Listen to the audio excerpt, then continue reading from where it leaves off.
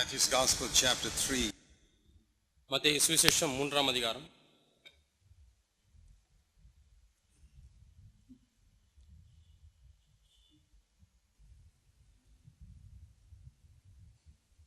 One of the questions that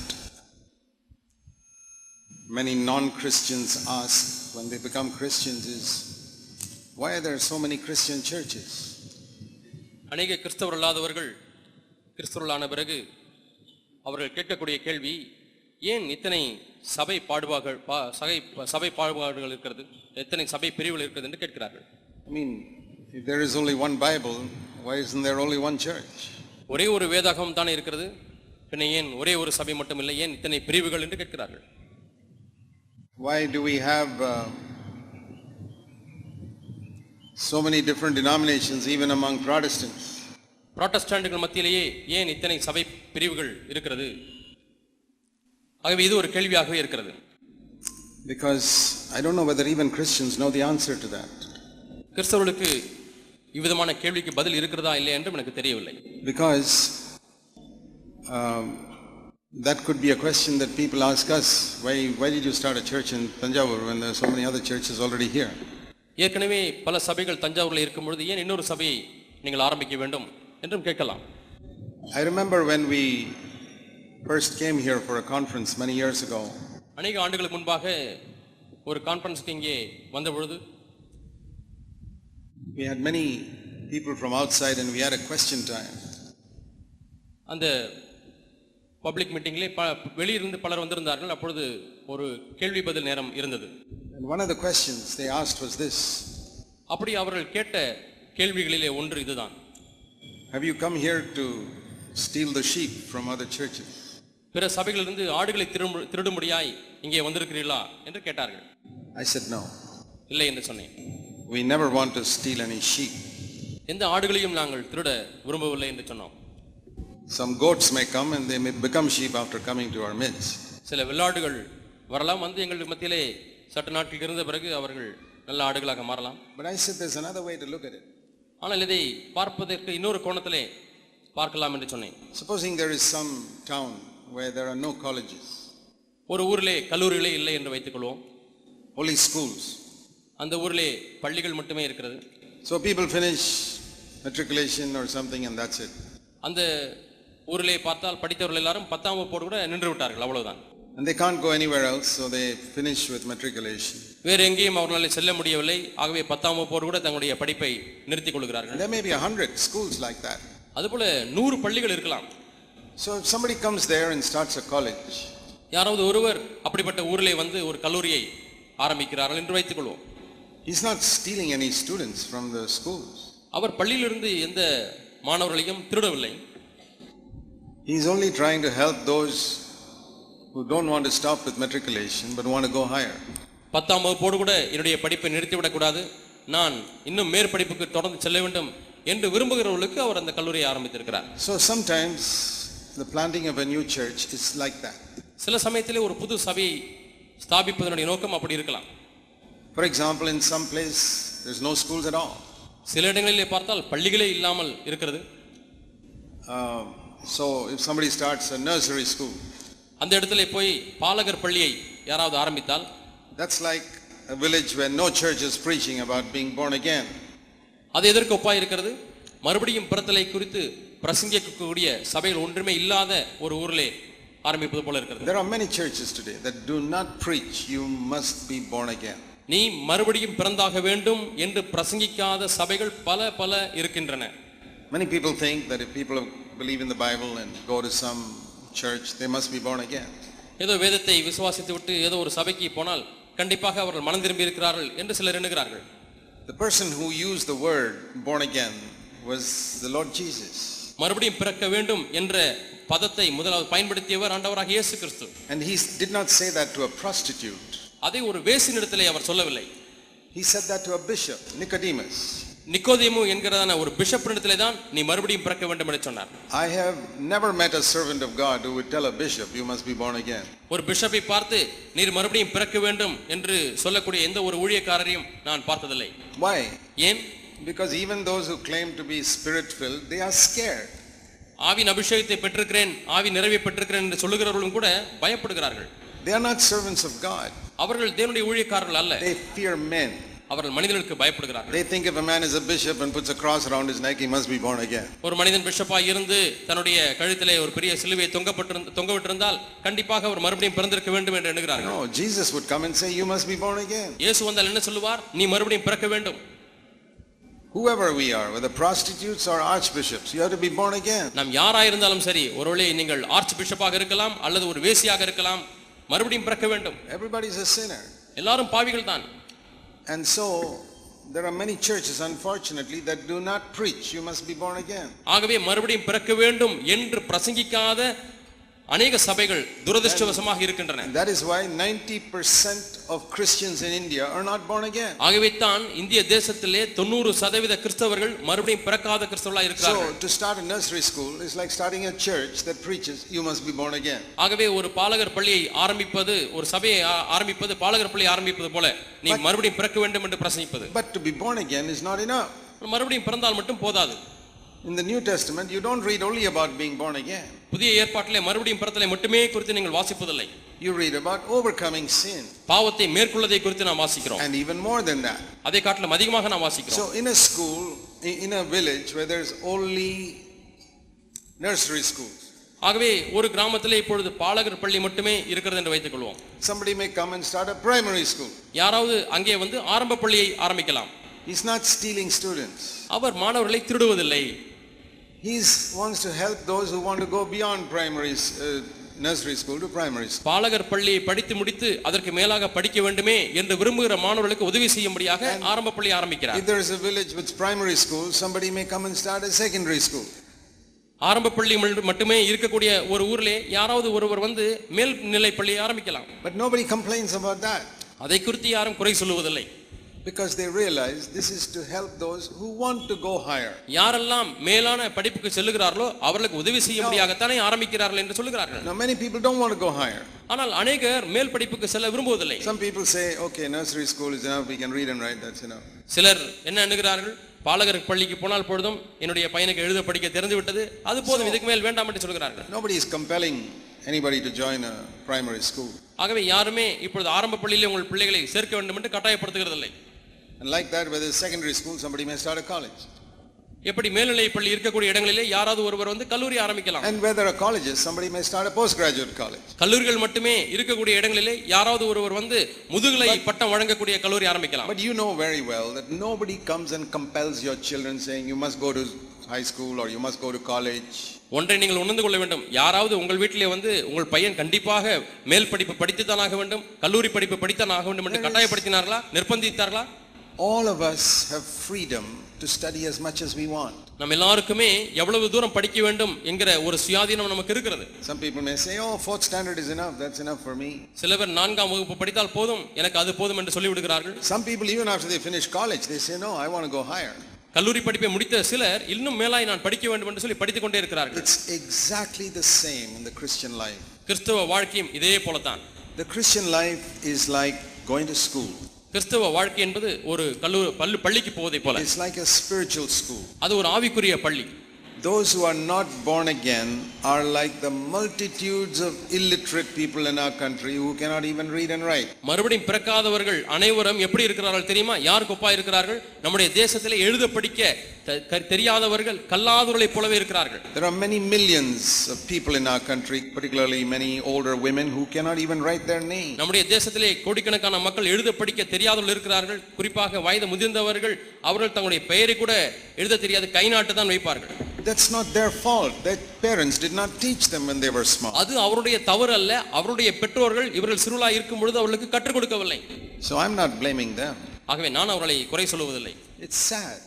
துக்கமாக இருக்கிறது. Think of your condition. If you could not even write your name, what would be your condition today? உங்களுடைய நிலைமை எண்ணி பாருங்கள். உங்களுக்கு எழுத கூட உங்களுடைய பெயரை கூட எழுத தெரியாது என்று சொன்னால் உங்களுடைய நிலைமை எப்படி இருக்கிறது? You would not even be able to read the Bible. உங்களுக்கு வேதத்தை கூட வாசிக்க முடியாது.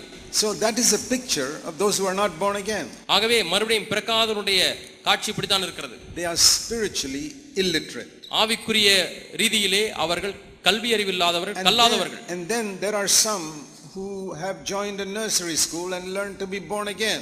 ஒரு சிலர் பாலகர் பள்ளிக்கு சேர்ந்து மறுபடியும் பிறப்பது எப்படி என்பதை கற்றுக்கொண்டார்கள். They've just learned bare minimum. அவர்கள் குறைந்தபட்ச கல்வியை கற்றுக்கொண்டார்கள். How my sins can be forgiven, என்னுடைய பாவங்கள் எப்படி மன்னிக்கப்பட முடியும், and how I can go to heaven. எப்படி நான் பரலோகத்துக்கு போவது. Now you would have thought that okay, you have learned that, now you can leave the school. Why you want to sit in the school if that's all you're learning? இப்பொழுது எழுத படிக்க உங்களுக்கு தெரிந்து விட்டது, இனிமேல் பள்ளியில இருந்து என்ன கற்றுக்கொள்ள போகிறீர்கள், பள்ளி படிப்பை அதோடு நிறுத்தி விடலாமே. How many years do you stay in nursery school? நீங்கள் பாலகர் பள்ளியிலே எவ்வளவு ஆண்டுகள் படிக்கிறீர்கள்? But many believers are in churches which are like nursery school for 25 years. அநேக விசுவாசிகள் ஆரம்ப பள்ளியை போலவே பாலகர் பள்ளியை போலவே இருக்கக்கூடிய சபையிலே 25 ஆண்டுகளாக உட்கார்ந்து கொண்டிருக்கிறார்கள். Even after 25 years, all that they know is you must be born again. 25 ஆண்டுகள் கழித்தும் அவர்கள் அறிந்து கொண்டதெல்லாம் நாம் மறுபடியும் பிறக்க வேண்டும் என்பதுதான். And their only job is to get other people to join the nursery school. அவருடைய ஒரே வேலை என்னவென்றால் மற்ற பிள்ளைகளும் பாலகர் பள்ளியிலே சேர வேண்டும். They themselves are not growing. ஆனால் அவர்களாகவே ஆவிக்குரிய வாழ்க்கையில் வளருவதில்லை. Now you tell me, how many of you would be happy if your children only studied up to kindergarten? நீங்களே சொல்லுங்கள், உங்களுடைய பிள்ளை LKG மட்டுமே படித்திருக்கிறது, எத்தனை பேருக்கு திருப்தியா இருக்கும் பிள்ளைகளுடைய படிப்பிலே? No, you wouldn't be happy. நீங்கள் அதை குறித்து சந்தோஷப்பட மாட்டீர்கள். Unless you're some poor laborer in a slum who's not bothered about the children's education. சேரி பகுதியிலே தினக்கூலி வேலையிலே இருந்து படிப்பை குறித்து உங்களுக்கு தெரியவில்லை என்றால் நீங்கள் அப்படி செய்ய மாட்டீர்கள்.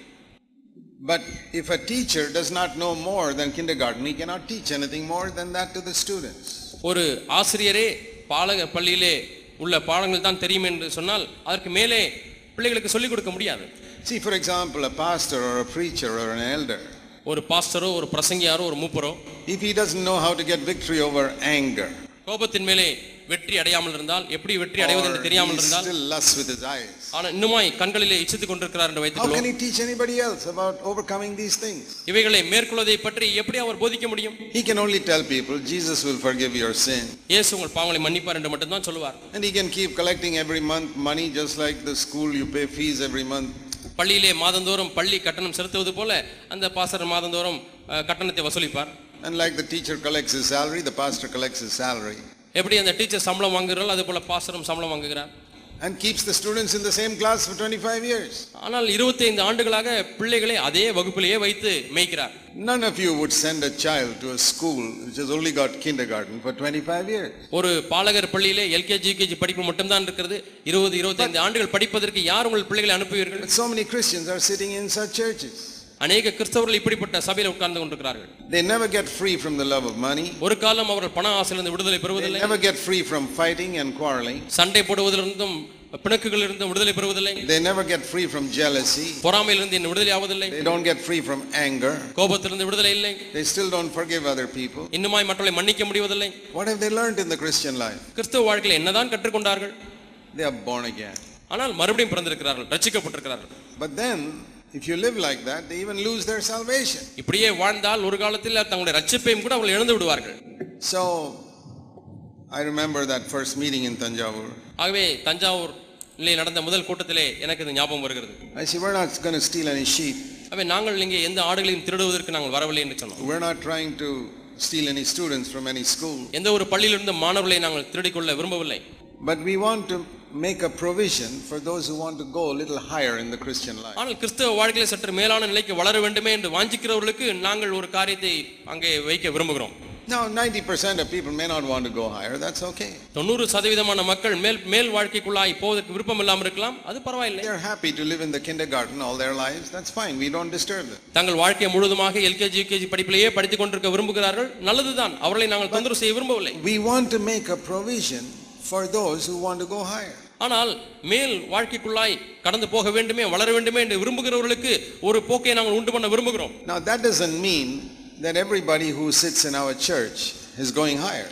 ஆகவே இப்படி சொன்ன உடனே இந்த சபையில உட்கார்ந்து கொண்டிருக்கிற எல்லாருமே மேலான வாழ்க்கைக்குள்ளே போய் கொண்டிருக்கிறார்கள் என்பதும் பொருள் அல்ல.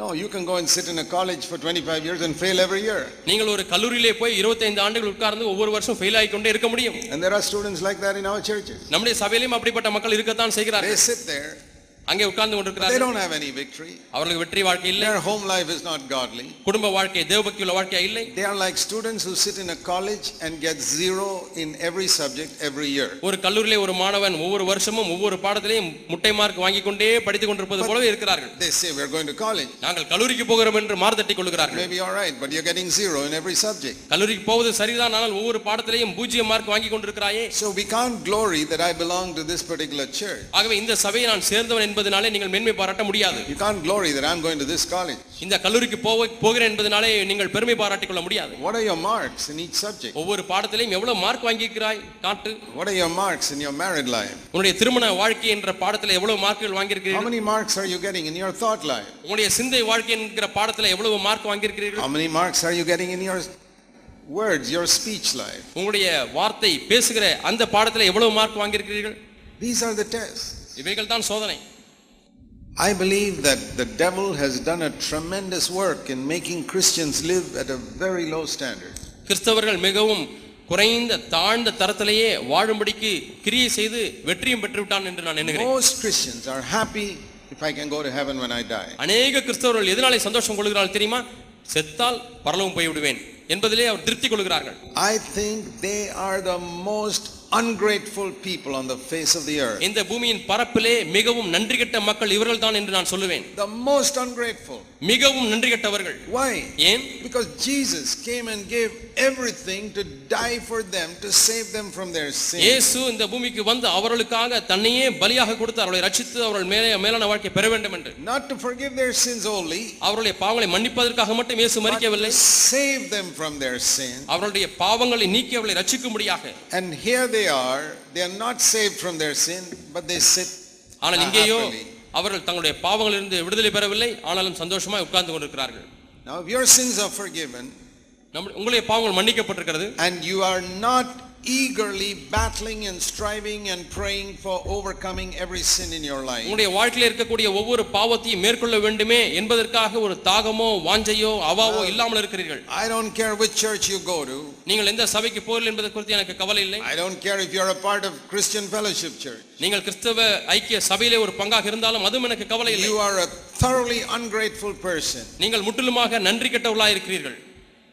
Because Jesus paid such a price to save you from your sinful life. உங்களுடைய பாவ வாழ்க்கையிலிருந்து உங்களை ரட்சிக்கும்படியாக மீட்கும்படியாக எவ்வளவோ விலை கிரயத்தை செலுத்தினாரே. You're not bothered about it. ஆனால் நீங்களும் அதை குறித்து அக்கறையற்றவர்களாக இருக்கிறீர்கள். That is like some student whose father is paying 10 lakhs to get him admission in some good college. ஒரு தகப்பனார் தன்னுடைய மகனுக்கு நல்ல கல்லூரியிலே எப்படியாவது இடம் கிடைக்க வேண்டும் என்று 10 லட்சம் ரூபாய் செலவு செய்து கட்டணம் கட்டியிருக்கிறார். 10 லட்சம் ரூபாய். He can build 2 houses with that sum. அந்த 10 லட்சம் ரூபாய் வைத்து 2 வீட்டையே கட்டி விடலாம். But he wants to give his child a good education, put him in a good college. எப்படியாவது தன்னுடைய பையனுக்கு நல்ல படிப்பு வேண்டுமே என்று சொல்லி நல்ல கல்லூரியிலே பணம் செலவழித்து சேர்த்து விடுகிறார். And that child is just fooling around, playing the fool and getting 0 in all the subjects. ஆனால் அவனோ கல்லூரியிலே ஆட்டம் பாட்டம் போட்டுக்கொண்டு படிக்காதபடி முட்டை மார்க் வாங்கி கொண்டிருக்கிறார். That is the picture of believers who are not seeking eagerly for a life of overcoming all sin in their life. தங்களுடைய வாழ்க்கையிலே ஒவ்வொரு பாவத்தையும் மேற்கொள்ள வேண்டுமே என்று வாஞ்சியோடு தேடாத ஒவ்வொரு விசுவாசனுடைய நிலைமையும் இப்படி தான் இருக்கிறது. How happy would you be if your children got 0 in school? உங்களுடைய பிள்ளை பள்ளியிலே முட்டை மார்க் வாங்கி கொண்டிருந்தால் நீங்கள் எவ்வளவு சந்தோஷமா இருப்பீர்கள்? Well, you'd be very unhappy. மிகவும் துக்கமாய் இருப்பீர்கள். You'd be very disturbed. மிகவும் சலனம் அடைவீர்கள். Well, I want to tell you, God is very disturbed about you. நான் உங்களை குறித்து சொல்கிறேன், தேவன் உங்களை குறித்து சலனம் அடைந்திருக்கிறார். Let me show you first of all Matthew chapter 1, மத்தேயு 1ஆம் அதிகாரத்திலே நான் உங்களுக்கு ஒன்றை where காண்பிக்கிறேன். we see the meaning of the name Jesus. இயேசு என்ற பெயருக்குள்ள அர்த்தத்தை நாம் இங்கே This பார்க்கிறோம். is the first time in the Bible that you read the word Jesus. இயேசு என்கிற வார்த்தையை முதல் முறையாக வாசிக்கக்கூடிய இடம் இதுதான். It never comes before that. இதற்கு முன்பாக அது வருவதில்லை. This is the first time. இதுதான் முதல் முறையாக And the வருகிறது. first time it comes in Matthew 1:21. மத்தேயு 1ஆம் அதிகாரம் 21ஆம் வசனத்திலே முதல் முறையாக இயேசு என்ற பெயர் We வருகிறது. are also given the meaning of that name. அந்த பெயருக்கு அர்த்தமும் அங்கே சொல்லப்பட்டிருக்கிறது. It says here, இங்கே சொல்லப்பட்டிருக்கிறது, you shall call his, this is the angel Gabriel telling Joseph, Gabriel யோசேப்புக்கு சொல்லுகிறார், you shall call his name Jesus, அவருக்கு இயேசு என்று பெயரிடுவாயாக, because ஏனெனில் he will save his people from their sins. அவர் தமது ஜனங்களின் பாவங்களை நீக்கி அவர்களை ரட்சிப்பார். What does it say? என்ன சொல்லப்பட்டிருக்கிறது? Not he will forgive their sins. அவருடைய பாவங்களை மன்னிப்பார் என்றல்ல, Of course he will forgive their sins. அவருடைய பாவங்களை மன்னிப்பார். but he will also save them from their sin. அவருடைய பாவங்களிலிருந்து அவர்களை ரட்சிப்பார். That means he will not only forgive your anger, but he will save you from your anger. உங்களுடைய கோபத்தை நீங்கள் கோபப்பட்டீர்களே அதை மன்னிப்பது மட்டுமல்ல, உங்களுடைய கோபத்திலிருந்து உங்களை விலக்கி காப்பார். He will not only forgive your lusting, he will save you from your lusting. நீங்கள் இச்சையோடு பார்க்கக்கூடிய அந்த பாவத்தை மன்னிப்பது மட்டுமல்ல, அந்த இச்சையோடு பார்க்கிற பாவத்திலிருந்து விடுதலையாக்குவார். He will not only forgive you for your jealousy, he will save you from your jealousy. உங்களுடைய பொறாமையை மன்னிப்பது மட்டுமல்ல, பொறாமையிலிருந்து உங்களை ரட்சிப்பார், விடுதலையாக்குவார். He will not only forgive you for having a miserable family life, he will save you from it. ஒரு துக்ககரமான குடும்ப வாழ்க்கையை நீங்கள் வாழ்ந்து கொண்டிருக்கிறீர்களே, அதை அவர் மன்னிப்பது மட்டுமல்ல, அதிலிருந்து விடுதலையாக்குவார். That is the meaning of the name Jesus. இதற்குத்தான் இயேசு என்ற பெயர். அதனுடைய அர்த்தம் இதுதான். Some of you never knew the meaning of the name Jesus till ஒருவேளை today. இன்றைய வரை உங்களிலே ஒரு சிலருக்கு இயேசு என்ற பெயருக்கு அர்த்தமே தெரியாமல் இருந்திருக்கலாம். Why was he called Jesus? ஏன் அவருக்கு இயேசு என்று அழைக்கப்படுகிறார்?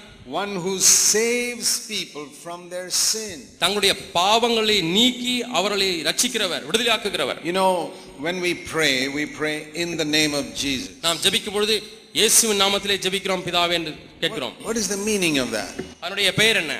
For many people, அநேகருக்கு in the name of Jesus means it's time to say amen. இயேசுவின் நாமத்தில் பிதாவே என்று சொன்னால் நல்லவேளை ஜெபம் முடிந்தது என்று எண்ணுகிறார்கள். That's not the meaning of it. ஜெபம் முடிவுக்கு வருவதுதான் அதனுடைய பொருள் அல்ல. No, in the name of Jesus means இயேசுவின் நாமத்தில் என்று கேட்கும் பொழுது in the name of someone who came to save me from all my sins. என்னுடைய எல்லா பாவங்களிலிருந்தும் என்னை நீக்கி விடுதலையாக்கக்கூடிய ஒருவருடைய பெயரிலே கேட்கிறேன் என்று அர்த்தம். Father, பிதாவே, I am praying in the name of someone who came to save me from all my sins. என்னுடைய எல்லா பாவங்களிலிருந்து விடுதலையாக்கி என்னை ரட்சிக்க வந்தவருடைய பெயரினாலே கேட்கிறேன். So what should I be the first thing I ask the Father for? ஆகவே பிதாவினிடத்திலே நான் முதலாவது எதை கேட்கிறேன்? Before I ask for healing and money and other things. சுகமும் பணமும் மற்ற காரியங்களை கேட்பதற்கு First of all, முதலாவதாக save me from all my sins. என்னுடைய எல்லா பாவங்களிலிருந்து என்னை ரட்சியும். Because I am praying in the name of Jesus, which means one who came to save me from all my sins. நான் இயேசுவின் நாமத்தினாலே ஜெபிக்கிறேன். அதனுடைய பொருள் என்னவென்றால் என்னை பாவங்களிலிருந்து விடுதலையாக்குகிறவருடைய பெயரிலே ஜெபிக்கிறேன். Now then the question comes. இப்பொழுது அடுத்த கேள்வி வருகிறது. People say, can we live such a life on earth? இந்த பூமியிலே அப்படிப்பட்ட வாழ்க்கை வாழ முடியுமா? That depends on only one thing. அது ஒரு காரியத்தை பொறுத்து இருக்கிறது. Whether you believe the Bible or whether you believe the devil. நீங்கள் வேதத்தை நம்புகிறீர்களா அல்லது பிசாசை நம்புகிறீர்களா என்பதை பொறுத்து இருக்கிறது. The devil says it is impossible as long as you live on this earth to overcome sin. இந்த பூமியிலே வாழும் பரியந்தமும் பாவத்தை மேற்கொள்வது என்பது கூடாத காரியம் என்று பிசாசு சொல்கிறார். But the Bible says in Romans 6:14, if you come under grace, sin will not rule over you. ஆனால் ரோமர் 6:14 நாம் என்ன வாசிக்கிறோம்? நீங்கள் கிருபைக்கு கீழ்ப்பட்டிருந்தால் பாவம் உங்களை மேற்கொள்ளாது. Why do we have this title for the conference, A Heavenly Life on Earth? மண்ணுலகிலே விண்ணக வாழ்வு என்கிற ஒரு கருப்பொருளை ஏன் நாம் இந்த கான்ஃபரன்ஸ்க்கு கொடுத்திருக்கிறோம்? Everybody lives on this earth in an earthly way. ஒவ்வொருவரும் இந்த பூமியிலே பூமிக்குரிய வாழ்க்கை, மண்ணுக்குரிய வாழ்க்கை வாழ்ந்து கொண்டிருக்கிறார்கள். True Christianity is to live on this earth in a heavenly way. மெய்யான கிறிஸ்தவம் என்பது இந்த மண்ணுலகிலே விண்ணக வாழ்வை வாழ்வதுதான். That was not possible in the Old Testament. பழைய ஏற்பாட்டு காலத்திலே அது சாத்தியமில்லாத ஒரு காரியமாய் இருந்தது. In the Old Testament, the Israelites did not live in a heavenly way. பழைய ஏற்பாட்டு காலத்திலே இஸ்ரவேல் ஜனங்கள் பரத்துக்குரிய வாழ்க்கையை வாழவில்லை. There are many proofs of that. அதற்கு அநேக நிரூபணங்களை பார்க்கலாம். All the Israelites were interested in making money. எல்லா இஸ்ரவேல் ஜனங்களுமே பணம் சம்பாதிப்பதிலே விருப்பமுள்ளவர்களாக இருந்தார்கள். That is a mark of earthly minded people. அதுதான் பூமிக்குரிய சிந்தை கொண்ட மக்களுடைய அடையாளமாக இருக்கிறது. They were happy when their earthly riches abounded. அவருடைய பூமிக்குரிய ஐஸ்வரியம் பெருகும் பொழுது அவர்கள் சந்தோஷமுள்ளவர்களாக இருந்தார்கள். That is a mark of all earthly minded people. இதுதான் பூமிக்குரிய சிந்தை கொண்ட எல்லா மக்களுடைய அடையாளமாக இருக்கிறது. Another thing, இன்னொரு காரியம், the Israelites were always fighting with earthly enemies. இந்த இஸ்ரவேல் ஜனங்கள் எப்பொழுதுமே பூமிக்குரிய சத்துருக்களோடு கூட சண்டை போட்டுக் கொண்டே இருந்தார்கள். They were fighting the Philistines, பெலிஸ்தீரோடு சண்டை, Canaanites, கானானியரோடு சண்டை, Midianites, மீதியானரோடு சண்டை. so many people. அநேக மக்களோடு கூட சண்டை. Always earthly people. எப்பொழுதுமே பூமிக்குரிய மக்கள் தான். They never fought against their own sin. தங்களுடைய சொந்த பாவத்துக்கு விரோதமாக அவர்கள் போராடவில்லை. They never fought against the devil or demons. பிசாசோடு அசுத்தாவிகளோடு அவர்கள் போராட்டம் பண்ணவில்லை. It was always human beings. எப்பொழுதுமே மனுஷர்களோட கூட போராடி கொண்டிருந்தார்கள். And that is another mark of an earthly life. பூமிக்குரிய வாழ்க்கையின் இன்னொரு அடையாளமாக இது காணப்படுகிறது. Earthly minded people will fight always against other earthly people. பூமிக்குரிய சிந்தை கொண்ட மக்கள் எப்பொழுதுமே பூமிக்குரிய மக்களோடு கூடவே போராட்டம் பண்ணி கொண்டிருப்பார்கள். If you fight with other human beings, மற்ற மனுஷனோடு கூட நீங்கள் போராடி கொண்டிருப்பீர்களானால், it doesn't matter which church you go to, நீங்கள் எந்த சபைக்கு போய் கொண்டிருக்கீங்களோ அது ஒரு பொருட்டல்ல. you are 100% an earthly minded person. 100% நீங்கள் பூமிக்குரிய சிந்தை கொண்ட ஒரு நபர். In heaven, பரலோகத்திலே they only fight against the devil. பிசாசோடு கூட தான் போராடுகிறார்கள். No angel fights against another angel in heaven. எந்த ஒரு தூதனும் வேறொரு தூதனோடு கூட பரலோகத்திலே சண்டை போடுவதில்லை. See Revelation chapter 12. வெளிப்படுத்தின விசேஷம் 12ஆம் அதிகாரம்.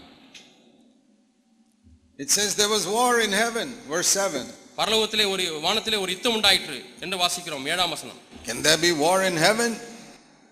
வானத்திலே யுத்தம் உண்டாக முடியுமா? Yes. ஆம். Revelation 12:7. வெளிப்படுத்தின விசேஷம் 12ஆம் அதிகாரம் 7ஆம் வசனம். But the war is not with one angel versus another angel. ஆனால் அங்கே உள்ள யுத்தமானது ஒரு தூதனுக்கும் இன்னொரு தூதனுக்கும் உள்ள யுத்தம் அல்ல. It is the angels waging war against the devil, the dragon. அங்கே உள்ள தூதர்கள் எல்லாரும் சேர்ந்து அந்த வலு சர்ப்பத்தோட பிசாசோட யுத்தம் பண்ணுகிறார்கள். In heaven the war is angels versus the demons. பரலோகத்திலே உள்ள யுத்தமானது தூதர்களுக்கும் பிசாசுகளுக்கும். How do you know whether a church is a heavenly church or an earthly church? ஒரு சபையானது பரத்துக்குரிய சபையா அல்லது இந்த பூமிக்குரிய சபையா என்பதை எப்படி அறிந்து கொள்ளலாம்? In an earthly church the elders are fighting with each other. பூமிக்குரிய சபையிலே மூப்பர்கள் ஒருவரோடு சண்டை போட்டுக் கொண்டிருப்பார்கள். And the brothers and sisters are fighting with each other. சகோதர சகோதரிகள் ஒருவருக்கொரு சண்டை போட்டுக் And the கொண்டிருப்பார்கள். husband and wife are fighting with each other. புருஷனும் மனைவியும் சண்டை போட்டுக் கொண்டிருப்பார்கள். That is exactly like all the other earthly religions and families on the face of the earth. யாருக்கு ஒப்பாய் இருக்கிறார்கள்? பூமியிலே காணப்படுகிற மற்ற எல்லா குடும்பங்கள், உலக பிரகாரம் நம்பர்கள் இவர்களைப் போலவே தான் இருக்கிறார்கள். And that's how it was with the Israelites. இப்படி தான் இஸ்ரவேல் மக்களிடத்தில் இருந்தது. There were 3 leaders from a family in Israel. இஸ்ரவேல் தேசத்திலே 3 தலைவர்கள் இருந்தார்கள். From one family. ஒரு குடும்பத்திலிருந்து 3 தலைவர்கள். Moses, மோசே, Aaron, ஆரோன், and Miriam was the leader of the women. மிரியாம் ஸ்திரீகளுக்கு தலைவியாய் They இருந்தார்கள். were all from one family. அவர்கள் எல்லாரும் ஒரே குடும்பத்திலிருந்து வந்தவர்கள். But Aaron and Miriam were criticizing Moses. ஆனால் ஆரோனும் மிரியாமும் மோசேயை குறை சொல்லிக் கொண்டிருந்தார்கள். That's in Numbers chapter 12, you read it. அது என்னாகும் 12ஆம் அதிகாரத்திலே வாசிக்கிறோம். That is how it was in the Old Testament. அது பழைய ஏற்பாட்டு காலம். If you have 2 or 3 elders, they'll fight with each other. 3 மூப்பர்கள் 4 மூப்பர்கள் இருந்தால் ஒருவரோடு சண்டை போட்டுக் கொண்டிருப்பார்கள். That is the mark of an earthly church. இதுதான் பூமிக்குரிய சபையின் அடையாளம். That is the mark of earthly minded elders. இது பூமிக்குரிய சிந்தை கொண்ட மூப்பர்களுடைய அடையாளம். They can't get along with each other. அவர்கள் ஒருவரோடு ஒத்துப்போவதில்லை. That's the mark of earthly minded husband and wife. அதான் பூமிக்குரிய சிந்தை கொண்ட புருஷன் மனைவி. They can't get along with each other. ஒருவரோடு ஒத்துப்போக மாட்டார்கள். So there'll be conflict and fight. எப்பொழுது பார்த்தாலும் சண்டைகளும் பிணக்குகளும் ஏற்பட்டு கொண்டே இருக்கும். They will come to the church and sing about Jesus. ஆனால் சபைக்கு வந்து இயேசுவை குறித்து பாடுவார்கள். One who can save them from all sin. எல்லா பாவங்களிலிருந்து மீட்க வல்லவரே உம்மை துதிக்கிறோம் என்று பாடுவார்கள். But there's no salvation from sin in their home. ஆனால் தங்களுடைய குடும்பத்திலே பாவத்திலிருந்து விடுதலை இல்லை, ரட்சிப்பு Or இல்லை. in their church. அவருடைய சபையிலே விடுதலை இல்லை. It's only songs. பாடல்கள் மட்டும்தான். They're singing lies to God. அவர்கள் தேவனிடத்திலே பொய்யாய் பாடுகிறார்கள். In the mark of a heavenly church, பரலோகத்தினுடைய சபையின் அடையாளம், they fight against the devil. அவர்கள் பிசாசோடு கூட போராடுகிறார்கள். Not against each other. ஒருவரோடு போராடுவதில்லை. The mark of a heavenly home. பரத்துக்குரிய குடும்பத்தின் அடையாளம். They don't fight against each other, husband and wife. புருஷனும் மனைவியும் சண்டை போடுவதில்லை. They fight against the devil. பிசாசுக்கு விரோதமாய் சண்டை போடுகிறார்கள். Because they know that all the confusion in the home is brought by the devil. ஏனென்று சொன்னால் குடும்பத்திலே வரக்கூடிய எல்லா குழப்பங்களுக்கும் காரணம் பிசாசு என்பதை Now அறிந்திருக்கிறார்கள். you may think all the problems in your home are caused by your wife. நீங்கள் வேண்டுமானால் என்னுடைய குடும்பத்திலே உள்ள அனைத்து குழப்பங்களுக்கும் என்னுடைய மனைவிதான் காரணம் என்று சொல்லிக் கொண்டிருக்கலாம். I'll tell you why you think like that. ஏன் நீங்கள் அப்படி எண்ணுகிறீர்கள் என்று நான் உங்களுக்கு சொல்லட்டும். Because you're a foolish husband. நீங்கள் ஒரு புத்தியீனமான கணவனாய் இருக்கிறபடினாலே. Or your sisters may think all the problem in your house is caused by your husband. நீங்கள் எண்ணிக்கொண்டிருக்கலாம் என்னுடைய குடும்பத்தில் உள்ள எல்லா குழப்பத்துக்கும் காரணம் எங்க வீட்டுக்காரர் தான் என்று. I'll tell you why you think like that. ஏன் நீங்கள் அப்படி எண்ணுகிறீர்கள் என்று உங்களுக்கு சொல்லட்டும். Because you're a foolish wife. நீங்கள் புத்தியீனமான மனைவியா இருக்கிறீர்கள். A wise husband or wife ஒரு புத்தியுள்ள கணவனோ புத்தியுள்ள மனைவியோ will recognize என்ன அடையாளம் கண்டு கொள்வார்கள். all the problems in my home are caused by the devil. என்னுடைய குடும்பத்திலே ஏற்படுகிற அனைத்து பிரச்சனைகளுக்கும் காரணம் பிசாசு என்பதை அறிந்து கொள்வார்கள். Not my husband or my wife or even my children. என்னுடைய கணவனோ என்னுடைய மனைவியோ என்னுடைய பிள்ளைகளோ கூட இல்லை. So what's use fighting with them? ஆக அவர்களோடு கூட சண்டை போடுவதில் என்ன பிரயோஜனம்? The enemy is over here, why fight with somebody here? சத்துரு இங்கே நிற்கிறான், இங்கே ஒரு ஆளோடு கூட ஏன் சண்டை போடுகிறீர்கள்? The enemy is that side, brother. Fight the enemy. சகோதரனே, சத்துரு அந்த பக்கம் இருக்கிறார். Have you heard of any army where the soldiers are fighting with each other? ஏதாவது ஒரு பட்டாளத்திலே போர் வீரர்கள் தங்களுக்குள்ளேயே சண்டை போடுவதை பார்த்திருக்கிறீர்களா? Supposing the Indian army goes to fight against Pakistan. இந்திய படை பாகிஸ்தானோடு கூட சண்டை போட போகிறது And என்று the வைத்துக் Indian கொள்வோம். army soldiers are all fighting with each other. இந்திய படையில உள்ள படைவீரர்கள் ஒருவருக்கு சண்டை போட்டுக் கொண்டே இருந்தால் என்ன நடக்கும்? Yeah, the enemy will be very happy. சத்துருக்கு சந்தோஷம் தான். So that's how the devil is very happy when he sees Christians all fighting with each other. இதே போல தான் கிறிஸ்தவர்கள் ஒருவருக்கு ஒரு சண்டை போட்டுக் கொண்டிருக்கும் பொழுது சாத்தான் ரொம்ப சந்தோஷப்படுகிறான். Many years ago, அநேக ஆண்டுகளுக்கு முன்பாக the Lord told me, ஆண்டவர் என்னிடத்தில் சொன்னார், if you want to fight the devil, you got to stop fighting with human beings. பிசாசோடு கூட நீ சண்டை போட வேண்டுமானால் மனுஷர்களோடு கூட சண்டை போடுவதை நிறுத்து என்று சொன்னார். That is one of the first steps to begin a heavenly life on earth. பூமியிலேயே பரத்துக்குரிய வாழ்க்கையை ஆரம்பிப்பதற்கு இதுதான் முதல் படி. See, overcoming lust of the eyes is a very difficult thing. It can take many years. கண்களின் இச்சையை மேற்கொள்வது என்பது கடினமான காரியம். அதற்கு அநேக ஆண்டுகள் ஆகலாம். Overcoming anger is a difficult thing. It can take many years. கோபத்தை மேற்கொள்வது என்பதும் கடினமான காரியம். அநேக ஆண்டுகள் பிடிக்கும். Overcoming the love of money can take many years. பண ஆசையை மேற்கொள்வது என்பதும் அநேக ஆண்டுகள் பிடிக்கும். But to stop fighting with other human beings, you can stop today. ஆனால் மற்ற மனிதர்களோடு கூட சண்டை போடுவதை இன்றைக்கே நீங்கள் நிறுத்தி விடலாமே. If you want, நிறுத்த வேண்டும் என்று விரும்பினால் you can take a decision today that I'll never again fight with my husband or wife. இனிமேலும் நான் என்னுடைய கணவனோடோ மனைவியோடோ சண்டை போடவே மாட்டேன் என்ற தீர்மானத்தை இன்றைக்கே நீங்கள் எடுக்கலாமே. If they come to fight, I won't fight. அவர்கள் சண்டை போட வந்தால் நான் சண்டை போட மாட்டேன். Either of you can take the decision, husband or wife. கணவனோ மனைவியோ ரெண்டு பேர்ல யார் வேண்டுமானாலும் இந்த தீர்மானத்தை எடுக்கலாம். So you need two hands to make a noise. ஒரு சத்தம் வர வேண்டும் என்று சொன்னால் ரெண்டு கைகள் வேண்டும். You know that. உங்களுக்கு தெரியும். Have you ever tried making noise with one hand? ஒரு கையை எடுத்துக்கொண்டு ஒரு கையை மட்டும் வைத்து இப்படி ஆட்டினால் சத்தம் வருமா? If the other hand refuses to cooperate, there's no sound. மற்ற கையானது ஒத்துழைப்பதற்கு மறுத்துவிட்டால் அங்கே சத்தம் வராது.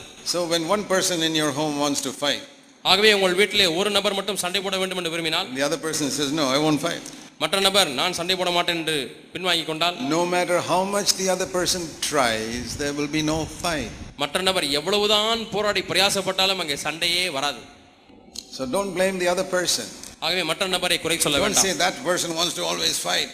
இந்த நபர் எப்பொழுதுமே சண்டை போட விரும்புகிறாரே என்று சொல்ல வேண்டாம். It's because you also cooperate that the fight comes. நீங்களும் ஒத்துழைக்கிறபடினால தான் அங்கே சண்டை ஏற்படுகிறது. We like to blame other people. நமக்கு என்ன விருப்பம் தெரியுமா? மற்றவர்களை குறை சொல்வது நமக்கு அவ்வளவு விருப்பம். I believe nobody can have a fight with me because I refuse to fight. நான் சண்டை போட மறுப்பதனால யாருமே என்னோடு கூட சண்டை போடவே முடியாது. They can't even fight on a doctrine.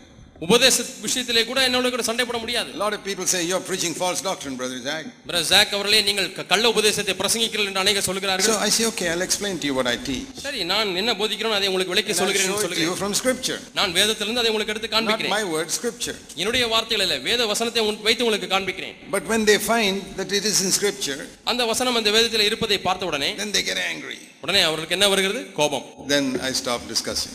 உடனே நான் அவளோடு கூட பேசுவதை நான் நிறுத்தி விடுகிறேன். Because I see these people are not interested in the truth. ஏனென்றால் இவர்களுக்கு சத்தியத்தில் விருப்பமில்லை என்பதை அறிந்து They are only கொள்கிறேன். interested in winning an argument. ஒரு வாக்குவாதத்திலே ஜெயிக்க வேண்டும் என்கிற விருப்பம் மட்டுமே அவர்களுக்கு இருக்கிறது. Then I say, okay, let's stop studying the Bible. Let's talk about something else. இப்பொழுது நாம் வேதத்தை பற்றி பேசுவதை நிறுத்திடுவோம். வேற ஏதாவது நாம் பத்தி பேசுவோம். Say, well, it's good the Congress won the elections. We can talk about Congress that. கட்சி இந்த அரசியலில் ஜெயிச்சது, அது நல்லதல்லவா? In that you agree, right? அதில் ஒத்துக்கொள்கிறீங்களா? So, let's talk about something we agree on. So இப்பொழுது நாம் ஒத்துக்கொள்கிற அரசியலோ மற்ற காரியங்களை குறித்து நாம் பேசலாம். Or some cricket match. அல்லது கிரிக்கெட் விளையாட்டு. India won the match. Don't you agree on that? That's a good thing. India ஜெயிச்சது நல்லதல்லவா என்று அதை குறித்து நான் பேசலாமா? Why do I change the subject? ஏன் நான் அப்படியே என்னுடைய பாடத்தை மாற்றி விடுகிறேன்? I see he's getting angry that he doesn't have any explanation for the doctrine I show him. நான் அவருக்கு விளக்கி காண்பிக்கக்கூடிய வேத வசனத்துக்கோ உபதேசத்துக்கோ அவருக்கு ஏற்றுக்கொள்வதற்கு மனமில்லை. ஆகவே அவருக்கு கோபம் வந்து விடுகிறது. I don't want to fight with anybody. நான் அவரோடு கூட சண்டை போட யாரோடும் சண்டை போட விரும்புவதில்லை. Dear brothers and sisters, அருமையான சகோதர சகோதரிகளே, that's why sometimes you read in the Bible Jesus never answered some people. ஆகவே தான் சிலர் கேள்வி கேட்கும் பொழுது இயேசு பதிலே சொல்லாமல் இருந்தார் என்பதை நீங்கள் வாசிக்கிறீர்கள். Because he knew whom to answer and whom not to answer. யாருக்கு பதில் சொல்ல வேண்டும், யாருக்கு பதில் சொல்ல வேண்டாம் என்பதை அவர் He அறிந்திருந்தார். never went for a fight. அவர் யாரிடத்திலும் சண்டை போடவில்லை. Because he was a heavenly person. ஏனென்றால் அவர் பரத்துக்குரிய ஒரு மனிதராய் வாழ்ந்தார். Even when somebody said, "You're the prince of devils," பிசாசுகளின் அதிபதி என்று அவரை சொன்ன பொழுதும் கூட Jesus just smiled and said, "Okay, you're forgiven." இயேசு சிரித்துக்கொண்டே சொன்னார், உனக்கு மன்னிக்கப்பட்டாயிற்று என்று சொன்னார். Why? ஏன்? He's not going to fight with somebody who calls him a prince of devils. பிசாசுகளின் அதிபதி என்று தன்னை அழைத்த ஒருவனிடத்திலே சண்டை போட அவர் விரும்புவதில்லை. Because Jesus knew one thing. ஏனென்றால் இயேசு ஒன்றை அறிந்திருந்தார். Let me ask you. நான் ஒன்றை கேட்கட்டும். Supposing 100 people come to you 100 பேர் உங்களிடத்தில் வருகிறார்கள். Oh brother, you are the greatest prophet of God. நீர்தான் தேவனுடைய பெரிய தீர்க்கதரிசி என்று சொல்கிறார்கள். Will you become the greatest prophet of God? உடனே நீங்கள் பெரிய தீர்க்கதரிசியாக மாறி விடுவீர்களா? Yes or no? ஆமாவா இல்லையா சொல்லுங்கள். 100 people came and told you. 100 பேர் வந்து நீதான் தீர்க்கதரிசி என்று சொல்கிறார்கள், நீங்கள் தீர்க்கதரிசியாக மாறி விடுவீர்களா? Okay. If 100 people come and tell you you're a devil, சரி, இப்போ 100 பேர் வந்து நீதான் பிசாசு என்று சொல்கிறார்கள், will you become a devil? நீங்கள் பிசாசாய் மாறி விடுவீர்களா? No. இல்லை. Then why worry about what these people say? பின்னர் ஏன் இந்த 100 பேர் சொல்லுகிறதை குறித்து நீங்கள் கவலைப்பட வேண்டும்? Supposing 100,000 people come and say you are a prophet of God. 100,000 பேர் வந்து சொல்கிறார்கள் நீர்தான் தேவனுடைய தீர்க்கதரிசி என்று. Will you become? நீங்கள் மாறி விடுவீர்களா? What if 100,000 people say you're a devil? 100,000 பேர் வந்து உங்களை பார்த்து பிசாசு என்று சொன்னால் நீங்கள் பிசாசாய் மாறி விடுவீர்களா? No. இல்லை இல்லை இல்லை. What does that teach us? இது எதை நமக்கு போதிக்கிறது? The opinions of men are fit to be thrown in the rubbish bin. மனிதனுடைய அபிப்பிராயம் குப்பை தொட்டிலே போடுவதற்கு தான் தகுதி. You know all the rubbish you have in the kitchen after you cut vegetables and all those things. சமையலறையிலே சமைத்து முடித்த பிறகு அந்த காய்கறி வெட்டின அந்த வீணான காரியங்கள் எல்லாம் குப்பையா இருக்கிறது, அதை என்ன செய்கிறீர்கள்? நீங்கள் அதை தூக்கி எறிந்து விடுகிறீர்கள். All the opinions of every man must be thrown away like that. ஒவ்வொரு மனிதனுடைய அபிப்பிராயத்தை எல்லாம் இப்படித்தான் தூக்கி எறிய வேண்டும். Do you know that the devil's opinion is better than man's opinion? உங்களுக்கு ஒன்று தெரியுமா? மனிதனுடைய அபிப்பிராயத்தை காட்டிலும் பிசாசுடைய அபிப்பிராயம் எவ்வளவு மேலானது. Because the devil knows you better than all men. மற்ற எல்லா மனிதர்களை காட்டிலும் பிசாசு உங்களை நன்றாக அறிந்திருக்கிறார். If the devil is afraid of you, that's a good testimony. பிசாசு உங்களை பார்த்து பயப்பட்டான் என்று சொன்னால் அது நல்ல ஒரு சாட்சி. The devil was afraid of Jesus. ஏனால் பிசாசு இயேசுவை பார்த்து பயப்பட்டான். Jesus was not bothered. Somebody called him the devil. தன்னை பார்த்து ஒருவன் பிசாசு என்று கூப்பிட்டபடினால இயேசு கவலைப்படவில்லை. That's one mark of a heavenly person. பரத்துக்குரிய மனிதனுடைய அடையாளம் இதுதான். You can never fight with him. ஒரு காலம் அவரோடு கூட சண்டை போடவே முடியாது. It's a mark of a heavenly woman. பரத்துக்குரிய ஸ்திரீனுடைய அடையாளம் இதுதான். Can you imagine what our homes will be like if we have heavenly men and heavenly women living there? ஒரு குடும்பத்திலே பரத்துக்குரிய மனிதனும் பரத்துக்குரிய மனுஷியும் வாழ்ந்து கொண்டிருந்தால் அந்த குடும்பம் எப்படி இருக்கும் என்று எண்ணி பார்க்க முடியுமா? Can you imagine what our churches will be like if the elders become heavenly? மூப்பர்கள் பரத்துக்குரிய மூப்பர்களாக இருந்தால் நம்முடைய சபை எப்படி இருக்கும் என்று எண்ணி பார்க்க முடியுமா? Many elders, they love their position as elders. அநேக மூப்பர்கள் என்ற ஸ்தானத்தை அதிகமாக நேசிக்கிறார்கள். They are earthly minded. அவர்கள் பூமிக்குரிய சிந்தை கொண்டவர்கள். Every elder brother who loves to be an elder brother is earthly minded.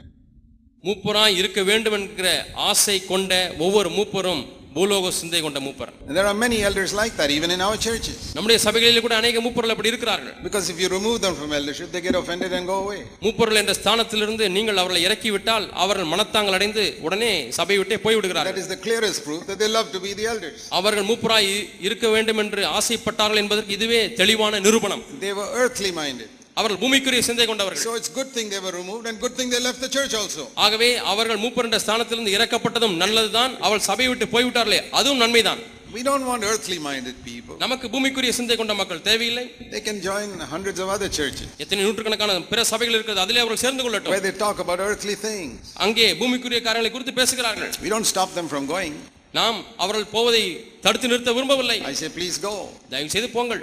Don't waste your time here. இங்கே இருந்து உங்கள் நேரத்தையும் காலத்தையும் வீணாக்க வேண்டாம். So God wants a heavenly church on this earth. ஆகவே இந்த பூமியிலே தேவன் பரத்துக்குரிய சபையை எதிர்பார்க்கிறார். He wants many heavenly homes on the earth. அநேக பரத்துக்குரிய குடும்பங்கள் இந்த பூமியிலே காணப்பட வேண்டுமே என்று தேவன் விரும்புகிறார். That was the message of John the Baptist preparing people for the coming of Christ. கிறிஸ்து வருகைக்கு ஆயத்தப்படுத்திக் கொண்டிருந்த யோவான் ஸ்நானகனுடைய செய்தி இதுதான். So when we find many churches not telling people how to live a heavenly life, பரத்துக்குரிய வாழ்க்கை விண்ணக வாழ்க்கை எப்படி வாழ்வது என்று கற்றுக் கொடுக்காத அநேக சபைகளை பார்க்கும் பொழுது, because the elders and pastors there are not living a heavenly life. ஏனென்றால் அங்கே உள்ள பாஸ்டர்மார்களும் மூப்பர்களும் ஒரு பரத்துக்குரிய வாழ்க்கையை வாழ்வதில்லை. They are all lovers of money, lovers of fighting. அவர்கள் எல்லாரும் பணத்தை நேசிக்கிறவர்கள், சண்டை போடுவதை நேசிக்கிறவர்கள், and lovers of position and titles and all that. ஸ்தானம், பட்டம், பெயர் இதிலே விருப்பம் உள்ளவர்கள். It's a sad thing today. இன்றைக்கு அது துக்கமான விஷயம். Where people want titles. இன்றைக்கு மக்களுக்கு பட்டம் தேவைப்படுகிறது. Jesus said don't ever take any title like rabbi or father or anything like that. ரபி என்று அழைக்கப்பட வேண்டாம், ஃாதர் என்று அழைக்கப்பட வேண்டாம், இப்படி பட்டங்கள் எல்லாம் தேவைகளை எடுத்துக்கொள்ள வேண்டாம் என்று சொன்னார். So many believers love titles. அநேக விசுவாசிகளுக்கு பட்டம் பெயர் பிடிக்கிறது. Look at this mighty apostle John at the age of 95. 95 வயதாகிய அப்போஸ்தலர் யோவானை பாருங்கள். What does he call himself? அவர் தன்னை எப்படி அழைக்கிறார் என்று பாருங்கள். Revelation chapter 1. வெளிப்படுத்தின விசேஷம் 1ஆம் அதிகாரம். How does he call himself? அவர் தன்னை எப்படி அழைக்கிறார்? Verse 9. 9ஆம் வசனம். Revelation 1:9. வெளிப்படுத்தின விசேஷம் 1:9. I, John, your brother. உங்கள் சகோதரன் யோவான் என்று அழைக்கிறார். He doesn't say your pastor. உங்களுடைய பாஸ்டர் யோவான் என்று அழைக்கவில்லை. He doesn't say Reverend John. Reverend யோவான் என்று தன்னை அழைக்கவில்லை. Or Right Reverend John. அல்லது ரைட் ரெவரண்ட் யோவான் என்று அழைக்கவில்லை. Or Bishop John. அல்லது பிஷப் ஜான் என்றும் தன்னை அழைக்கவில்லை. Archbishop John. அல்லது ஆர்ச் பிஷப் ஜான் என்றும் தன்னை அழைக்கவில்லை. Cardinal John or Pope John. Cardinal John அல்லது போப் ஜான் என்றெல்லாம் தன்னை அழைக்கவில்லை. What is he?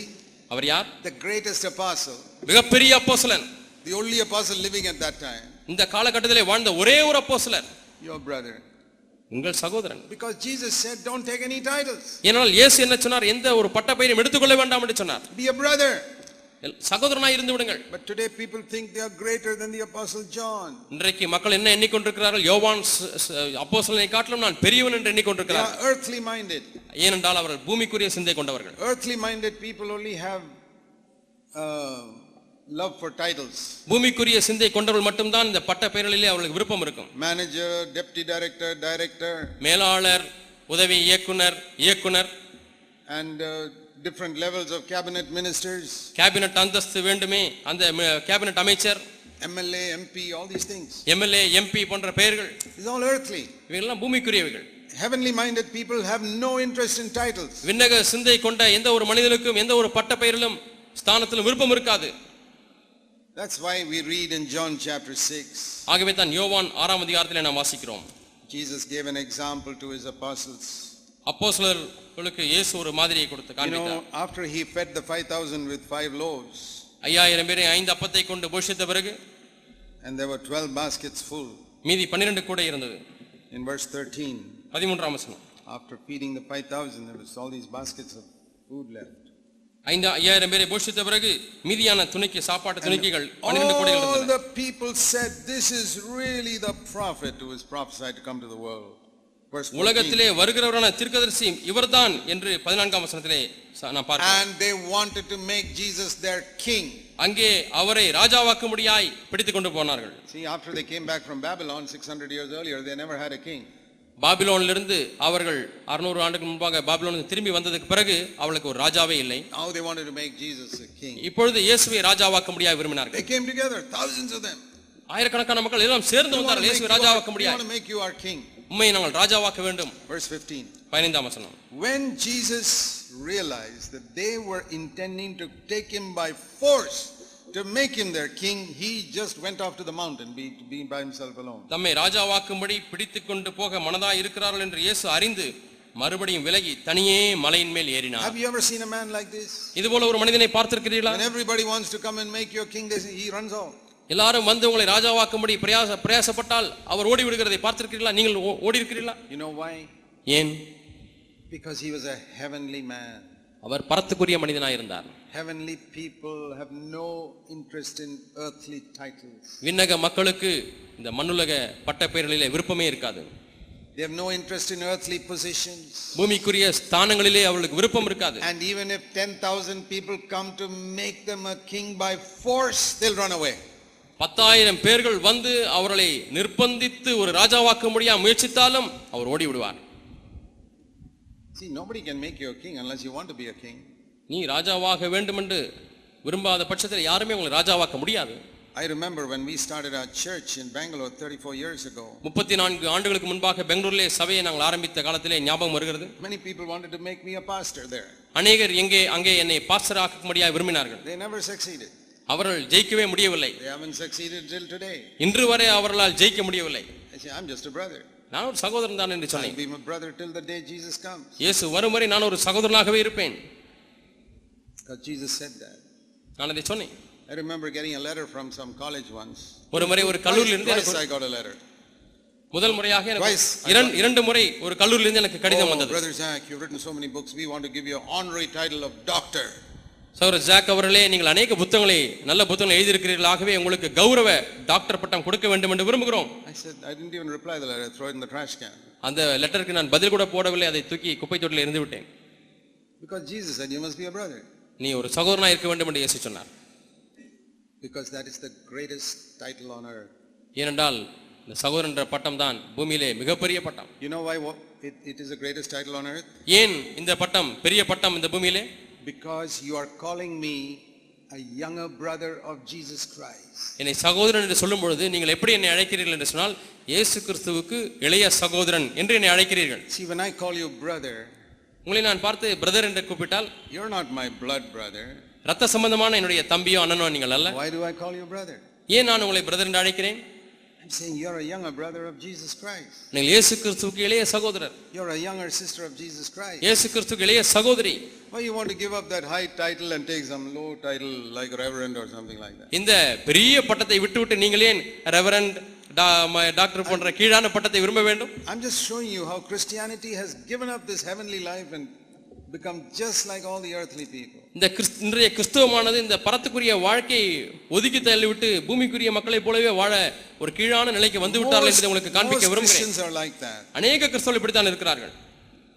And that's the reason sometimes we have to start another church to teach people how to live a heavenly life. ஆகவே விண்ணக வாழ்க்கை எப்படி வாழ்வது என்பதை போதிப்பதற்காக நாம் சில சமயத்தில் சபைகளை ஆரம்பிக்க வேண்டி இருக்கிறது. இந்த காரணத்துக்காக தான் every church is teaching people how to live an earthly life. We have to teach somebody to start a church that teaches people how to live a heavenly life. ஒவ்வொரு சபையும் பூமிக்குரிய வாழ்க்கை எப்படி வாழ்வது என்பதை குறித்து போதித்துக் கொண்டிருக்கும் பொழுது பரத்துக்குரிய வாழ்க்கை வாழ்வது எப்படி என்பதை போதிப்பதற்காக நாம் சபை ஆரம்பிக்க வேண்டியிருக்கிறது. John the Baptist said in Matthew chapter 3. மத்தேயு 3ஆம் அதிகாரத்தில் யோவான் ஸ்நானகன் சொல்கிறார், this is the way he prepared people for the coming of Christ. கிறிஸ்துவினுடைய வருகைக்கு இப்படித்தான் ஜனங்களை ஆயத்தப்படுத்தினார். Before Jesus comes into your life also there must be a preparation. இயேசு கிறிஸ்துவுடைய வாழ்க்கைக்குள்ளாக வருவதற்கு முன்பதாகவும் அங்கே ஒரு ஆயத்தம் தேவை. And here is the preparation. இங்கே அந்த ஆயத்தம் உங்களுக்கு சொல்கிறேன். Matthew chapter 3 verse 2. மத்தேயு 3ஆம் அதிகாரம் 2ஆம் வசனம். He told the people of Israel, இஸ்ரவேல் ஜனங்களை பார்த்து சொன்னார், repent for the kingdom of heaven is at hand. மனம் திரும்புங்கள், பரலோக ராஜ்யம் சமீபித்திருக்கிறது. He didn't say it has come. அது வந்து விட்டது என்று சொல்லவில்லை. It is coming. வந்து கொண்டே It இருக்கிறது. is near. சமீபத்திலே வந்து விட்டது. It's coming very close. வந்து கொண்டே இருக்கிறது. நெருக்கமாக சமீபமாக வந்து கொண்டே இருக்கிறது. It's very near. மிகவும் அருகாமையில் இருக்கிறது. He was saying about how Jesus would come and establish the kingdom of heaven. இயேசு எப்படி பரலோக ராஜ்யத்தை ஸ்தாபிக்க போகிறார் என்பதை குறித்து பேசுகிறார். Why did he say that? ஏன் அதை சொன்னார்? What does repent mean? மனம் திரும்பு என்றால் என்ன அர்த்தம்? See, in the Tamil translation is excellent. இதற்கு தமிழிலே உள்ளதான மொழிபெயர்ப்பு மிகவும் நேர்த்தியாக இருக்கிறது. It explains it clearly. It's turning your mind around. உன்னுடைய மனதை இப்படி திருப்புவது, மனம் திரும்புவது. You are facing one direction and then you are turning around the other direction. ஒரு திசையை நோக்கி பார்த்து கொண்டிருக்கிறீர்கள், இப்பொழுது அங்கிருந்து வேறு திசையை நோக்கி திரும்புகிறீர்கள். He was preaching to the nation of Israel. அவர் இஸ்ரவேல் தேசத்துக்கு பிரசங்கித்துக் கொண்டிருக்கிறார். They were looking in one direction for 1500 years from the time of Moses. மோசேயினுடைய காலம் தொடங்கி 1500 ஆண்டுகளாக ஒரே திசையை நோக்கி பார்த்து கொண்டே இருக்கிறார்கள். You can read that in Deuteronomy 28. அதை நீங்கள் உபாகமம் 28ஆம் அதிகாரத்திலே வாசிக்கலாம். They were looking at earthly blessings. அவர்கள் பூமிக்குரிய ஆசீர்வாதங்களை நோக்கி இருந்தார்கள். Earthly prosperity. பூமிக்குரிய செழிப்பு. Turn to Deuteronomy 28. உபாகமம் 28ஆம் அதிகாரத்தை எடுத்துக்கொள்வோம். You read there. அங்கே நாம் வாசிக்கிறோம். Deuteronomy chapter 28. உபாகமம் 28ஆம் அதிகாரம். This is the blessing Moses promised to them. இந்த ஆசீர்வாதத்தை தான் மோசே அவர்களுக்கு வாக்களித்தார். He said, if you obey God, நீ தேவனுக்கு கீழ்ப்படிந்தால், verse 1, diligently, உண்மையாய் கீழ்ப்படிந்தால், 1ஆம் keep வசனம், all his commandments. அவருடைய கட்டளைகள் எல்லாம் நீ கைக்கொள்ளும் பொழுது, First of all, முதலாவதாக, the Lord will make you the highest nation in the whole earth. முழு பூமியிலேயும் உன்னை மிகப்பெரிய ஜாதியாக, மேன்மையான ஜாதியாக வைப்பார். Today people say America is the highest nation on the earth. இன்றைக்கு அமெரிக்கா தான் பூமியிலே உள்ள எல்லா நாடுகளிலேயும் உயர்ந்த நாடு என்று சொல்லுகிறார்கள். And they like that position. அந்த ஸ்தானத்தை அவர்கள் அதிகமாக விரும்புகிறார்கள். The Lord told the Israelites, I will make you the highest nation on the earth. தேவன் இஸ்ரவேல் ஜனங்களை பார்த்து உன்னை நான் எல்லா ஜாதிகளிலும் எல்லா தேசங்களிலும் மேன்மையாக வைப்பேன் என்று சொன்னார். That has no value in heaven. அதற்கு பரத்திலே எந்த ஒரு மதிப்பும் இல்லை. But on earth, to be the most powerful nation in the world has got a lot of value. ஆனால் இந்த பூமியை பொறுத்த மட்டில் மிகவும் சர்வ வல்லமையுள்ள தேசமாக இருப்பது என்பது மிகவும் மதிப்புள்ள ஒரு காரியம். And the Lord said that verse further on in verse 4, 4ஆம் வசனத்திலே சொல்கிறார், you'll have many children, your animals will produce many children, your flocks will produce a lot of children. உனக்கு அதிக பிள்ளைகள் நீ பெறுவாய், உன்னுடைய ஆடுகளின் மந்தைகள் பெருகும், மிருக ஜீவன்கள் பலன் ஆசீர்வதிக்கப்படும். See, in those days a man's wealth was not in a bank. அந்த நாட்களிலே ஒரு மனிதனுடைய சொத்து எல்லாம் வங்கியிலே இருப்பதில்லை. His wealth was in his animals and in his fields. அவனுடைய சொத்து எல்லாம் தன்னுடைய வயல்வெளிகளும் மிருக ஜீவன்களும் தான். And in his, they didn't have any factories and all that. அந்த நாட்களிலே தொழிற்சாலைகள் எல்லாம் இல்லை. So the Lord said, I will bless your fields. ஆகவே தான் ஆண்டவர் உன்னுடைய வயல்வெளியை ஆசீர்வதிப்பேன். I will bless your crops. உன்னுடைய பயிர்களை ஆசீர்வதிப்பேன். See in verse 5, your basket and your kneading bowl will be blessed. 5ஆம் வசனத்தை பாருங்கள், உன் கூடையும் மாப்பு செய்கிற உன் தொட்டியையும் ஆசீர்வதிக்கப்பட்டிருக்கும். Verse 11, the last part, the Lord will read verse 11, the Lord will make you abound in prosperity. 11ஆம் வசனத்தை வாசித்து பாருங்கள், தேவன் பரிபூர்ண நன்மை உண்டாக கட்டளையிடுவார். He'll make you prosperous in your field and in your cattle and everything. மிருக ஜீவன்களின் பலன் உன் நிலத்தின் கனியிலே உன்னை பரிபூர்ணமாய் நன்மை அடைய செய்வார். Verse 12, he'll send rain upon your land. 12ஆம் வசனத்திலே பார்க்கிறோம், வானத்தை திறந்து மழை அனுப்புவார். And you'll have so much money that you'll have money to lend to other nations and you'll never have to borrow. உனக்கு எவ்வளவு பணம் இருக்கும் தெரியுமா? நீ ஜாதிகளுக்கு அல்லது மற்ற நாடுகளுக்கு கடன் கொடுப்பாய், நீயோ கடன் வாங்காதிருப்பாய். Imagine having so much money not just to loan a person but to loan to a whole country. கற்பனை செய்து பாருங்களேன், ஒரு ஆளுக்கு கடன் கொடுப்பதற்கு காசு அல்ல, ஒரு நாட்டிற்கே நீ கடன் கொடுப்பாய் என்று சொல்கிறார். That is the blessing they were promised. இவ்விதமான ஆசீர்வாதத்தினாலே அவர்கள் வாக்களிக்கப்பட்டார்கள். There's not one promise here, I'll make you more spiritual. இங்கே உன்னை அதிக ஆவிக்குரியவனாய் மாற்றுவேன் என்கிற ஒரு வாக்குத்தத்தம் கூட இல்லை. I will make you overcome sin. பாவத்தை மேற்கொள்ள முடியாய் செய்வேன் என்று இல்லை. No. இல்லவே இல்லை. No promise that I will make you, I will take, not even a promise that I'll take you to heaven. நான் உன்னை பரத்துக்கு எடுத்து செல்வேன் என்கிறதான ஒரு வாக்குத்தத்தம் கூட இல்லை. It was only earthly blessing, earthly blessing, earthly blessing. பூமிக்குரிய ஆசீர்வாதம், பூமிக்குரிய ஆசீர்வாதம், பூமிக்குரிய ஆசீர்வாதம். And when a Christian is only interested in earthly blessing, earthly blessing, earthly blessing, ஒரு கிறிஸ்தவன் எனக்கு பூமிக்குரிய ஆசீர்வாதம் மட்டுமே போதும், பூமிக்குரிய ஆசீர்வாதத்திலே விருப்பம் என்று சொன்னால், he is living in Deuteronomy 28. அவன் உபாகமம் 28ஆம் அதிகாரத்திலேயே வாழ்ந்து கொண்டிருக்கிறான். He is not living in Romans chapter 6. ரோமர் 6ஆம் அதிகாரத்திற்கே இன்னும் வரவே இல்லை. Or Romans chapter 8. அல்லது ரோமர் 8ஆம் அதிகாரத்திலே அவன் வாழவில்லை. A spiritually minded Christian lives in Romans 8, not Deuteronomy 28. ஆவிக்குரிய சிந்தை கொண்ட ஒரு மனிதன் அவன் ரோமர் 8ஆம் அதிகாரத்திலே வாழ்ந்து கொண்டிருப்பானே ஒழிய உபாகமம் 28ஆம் அதிகாரத்திலே வாழ்ந்து கொண்டிருக்க மாட்டான். So here were Israelites living in Deuteronomy 28 for 1500 years. ஆகவே உபாகமம் 28ஆம் அதிகாரத்திலேயே 1500 ஆண்டுகளாக இஸ்ரவேல் ஜனங்கள் வாழ்ந்து கொண்டிருக்கிறார்கள். If they got sick, it was because God was punishing them. அவர்கள் வியாதிப்பட்டால் தேவன் அவர்களை தண்டிக்கிறார் என்று அர்த்தம். If they were poor, it was because God was punishing them. அவர்கள் ஏழையாக இருந்தால் தேவன் அவர்களை தண்டிக்கிறார் என்று அர்த்தம். If they became rich, it was God was blessing them. அவர்கள் பணக்காரர்களாய் மாறினால் தேவன் அவர்களை ஆசீர்வதிக்கிறார் என்று அர்த்தம். If they were healthy, God was blessing them. அவர்கள் ஆரோக்கியமுள்ளவர்களாக இருந்தால் தேவன் அவர்களை ஆசீர்வதிக்கிறார் என்று அர்த்தம். For them, the mark of blessing was health and wealth. ஆகவே அவருடைய ஆசீர்வாதத்தின் அடையாளம் ஐஸ்வரியமும் ஆரோக்கியமும். That's not Romans 8, that's Deuteronomy 28. அது ரோமர் 8ஆம் அதிகாரம் அல்ல, அது உபாகமம் 28ஆம் அதிகாரம். Today most churches are preaching Deuteronomy 28 again. இன்றைக்கு अनेक சபைகள் மீண்டும் மீண்டுமாய் உபாகமம் 28ஆம் அதிகாரத்தையே பிரசங்கிக்கிறார்கள். That is why they live an earthly life. ஆகவே தான் அவர்கள் இந்த பூமிக்குரிய வாழ்க்கையை வாழ்ந்து கொண்டிருக்கிறார்கள். That's why they're defeated by sin. ஆகவே தான் அவர்கள் பாவத்திலே தோற்கடிக்கப்பட்டிருக்கிறார்கள். John the Baptist said, ஆனால் யோவான் ஸ்நானகன் சொல்கிறார், repent, மனம் திரும்பு, turn around from this watching this Deuteronomy 28 you've been watching for 1500 years. இந்த உபாகமம் 28ஆம் அதிகாரத்தையே நோக்கி கொண்டிருக்கிறாய் 1500 ஆண்டுகளாக, அதிலிருந்து மனம் திரும்பு. That is the kingdom of earth. அது பூமிக்குரிய ராஜ்யம். Now another kingdom is coming. இப்பொழுது வேறொரு ராஜ்யம் வந்து கொண்டிருக்கிறது. The kingdom of heaven. பரலோக ராஜ்யம்.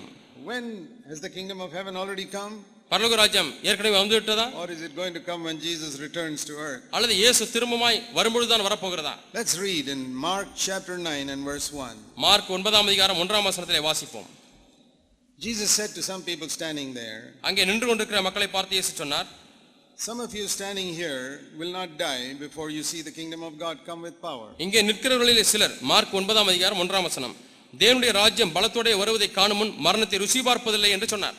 This is 2000 years ago. 2000 ஆண்டுகளுக்கு முன்பாக சொன்னார். He told some people, you will see the kingdom of God in your lifetime. உங்களுடைய வாழ்க்கையிலேயே தேவனுடைய ராஜ்யத்தை காண போகிறீர்கள் என்று சொன்னார். How is that? அது எப்படி? He said when it comes with power. அது பலத்தோடே வரும் என்று சொன்னார். That's what he said here. இங்கே அதைத்தான் சொன்னார்.